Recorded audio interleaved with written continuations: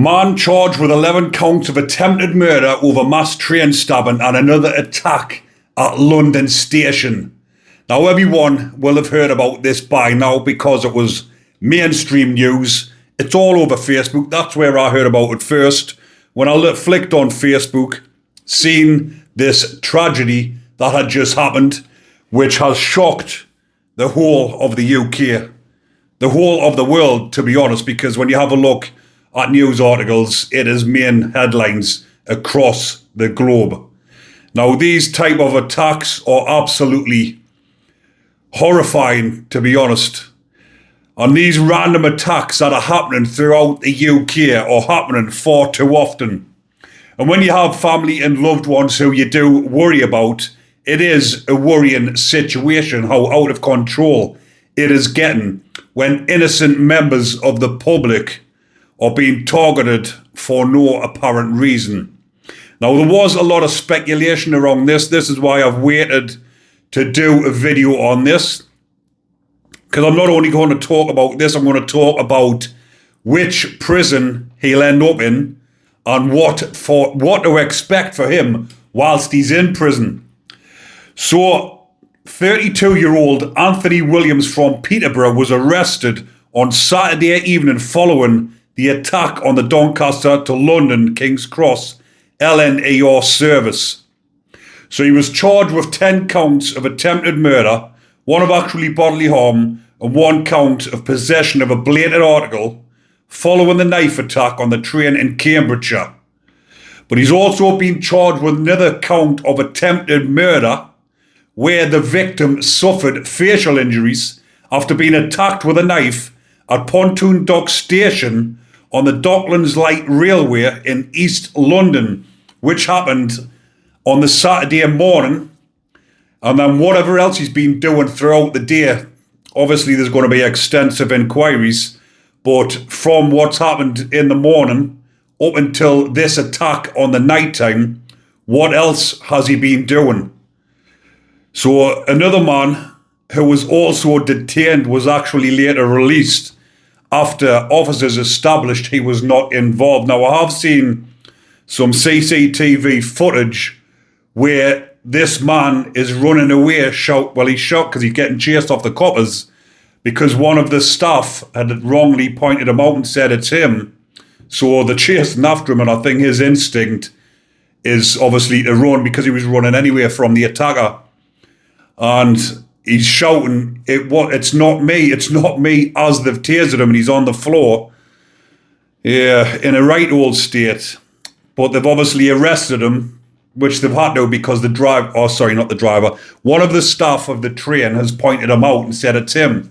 So obviously, the police have got to do their duty. If someone's shouting it's him, they've witnessed it, then they've went after him, they've had to arrest him and obviously let him go. But when it first came out and it said 2 men, obviously a random attack from one person is different when it's 2 people because then it's more planned and calculated. But obviously a lot of speculation was going around and a lot of people were jumping onto things which you cannot blame people for doing that because there's that many attacks been happening on innocent members of the public, and we all know who have been doing these incidents. So it doesn't take a genius to figure out why people have jumped on the bandwagon thinking that it's maybe illegal immigrants or something of the sort. But nobody knows what the motive is as of yet.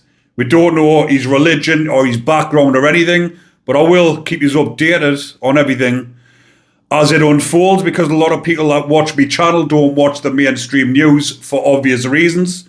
They watch channels like myself to find out what is going on and find out the genuine, real crack. And that's exactly what I give you. And like I say, it's now Monday evening where I am. And I've been waiting to find out more facts about this before I come on and do what a lot of other people have been doing and jump on the bandwagon and start shouting and blaring about such individuals. But like I say, I will keep you updated in due course about who it was. But I have been onto the British Transport Police site and I will run through a little bit of what they've said on here. So it says a man will appear at court this morning, the 3rd of November, charged in connection to a major incident on a train, Cambridgeshire, on Saturday evening. So Anthony Williams, 32, of Langford Road, Peterborough, is charged with 10 counts of attempted murder, 1 count of ABH, 1 count of possession of a bladed article in connection to the incident at Huntingdon. He is also charged with another count of attempted murder and possession of a bladed article in connection to an incident at Pontoon Dock DLR Station, also on the 1st of November. So he is due to appear at Peterborough Magistrates Court later this morning. So Deputy Chief Constable Stuart Connolly said, the criminal investigation and support for the victims is a priority for British Transport Police. Our investigation is also looking at other possible linked offences. So that is what I was on about when I was saying what has happened between the hours of the first attack, then the second attack. So now I'm going to talk about the train driver who was Andrew Johnson, who was a Royal Navy and Iraq War veteran. Diverted the London-bound train to Huntingdon Station shortly after being alerted to the mass stabbing, allowing armed police to respond. And they did actually, within 8 minutes of the call, the armed police were actually on site, which is a very quick response. Police also praised the actions of another member of the train crew who helped protect passengers and is now in a critical but stable condition. So out of the 11 people who have been stabbed in total, 5 of them are now out of hospital, thank the Lord. And it goes on to say the officer said his behaviour was nothing short of heroic and undoubtedly saved many people's lives. He's went on to say, I was only doing my job. Obviously, the type of person who he is, a Royal Navy and Iraq War veteran, he's got a duty of care. He's obviously that type of person. He stepped in, and his colleague who stood in the way, who's actually ended up with some serious injuries, is an actual hero. So well done to Andrew Johnson and his colleague. I can't find exactly who it is as of yet, but that person is in a critical but stable condition. Hopefully everything works out fine and that person gets out of hospital and is alive and well and gets healthy in the coming days. So where will this person be sent to?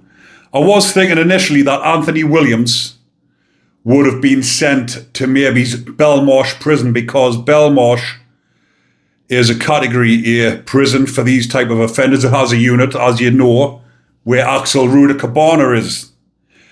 But from Peterborough to Belmarsh is over 100 miles. And where it took place, or where the train was, the attack was on the train in Cambridgeshire. Which prison is in Cambridgeshire? Well, in Cambridgeshire is HMP Whitemoor, which we all know is a category A high security dispersal prison. So I would probably say that he'll be remanded into HMP Whitemoor and put or placed in the segregation unit. Then maybe he's onto the unit, but we'll find out in due course, because I can't see them taking him, or maybe they will. Maybe armed response that'll take him direct down to HMP. Down to HMP Belmarsh. I was going to say Whitemoor. Down to HMP Belmarsh, because like I say, that prison is suited for these type of offenders. They are placed in the unit. But I do know that up in HMP Frankland, which is a high security prison in the north of England, that when people have been charged with serious offences, or if they are serious prisoners, shall we say, and they get remanded at Newcastle Crown Court or Teesside Crown Court, it has been known that they actually get remanded into Frankland Prison rather than Durham, because Durham is only Category B. So, and these type of offenders will straight be Category A high-risk prisoners. So I'm just assuming it'll maybe be HMP Whitemore where they will take him, and he could end up, whilst he's waiting to go on trial, end up on the normal location landings. And like I've said, we don't know his background, his religious backgrounds. If he is of a certain religious background, then he will be greeted inside of HMP Whitemore, because in the high security estate there is a load of terrorists who have committed such acts upon the British public, and they've been welcomed in arms into the high security estate on normal location. As hard as it is for people to believe, a lot of people would think, right, for this type of offence, the British prisoners will be after him. These type of prisoners go on normal location landings. You would think they would end up on the VP wings for their own protection, because people might want to take revenge on them, but sadly, it isn't the case. They do end up on the normal location wings. So what sentence will he get for 11 counts of attempted murder? I'm assuming I'm not assuming about the life sentence, but I'm assuming about the tariff. It will be life with a minimum of 40 years at least. It has to be, because of these attempted murders. And like I was saying, whatever the motive, it hasn't came out yet. We'll see what he says in evidence or in his interview, if he does actually say anything. He'll probably say no comment, which he'll probably be advised to, so they can take it to trial. But this will be an extensive trial. It'll probably take some of these trials, they rush them and they get them through within 6 months, but normally it's about 12 months before it even gets to trial. And with it being 11 counts, there's a lot of evidence to gather and a lot of statements to take in. So this will probably be about 12 months before it's up on trial, or before he's up on trial. But I will keep you updated in due course. But I just wanted to update you a little bit, because a lot of people, like I've said, don't watch the mainstream news, and they don't talk about which prison you'll be going to and what will happen to him inside a prison. So I wanted to bring that to your attention as well, people. But I'm going to leave that one there for now. Hopefully you are still enjoying the content. And if you are, remember to comment, like, and subscribe. Take care, people. Enjoy the rest of your day. But most importantly, stay safe.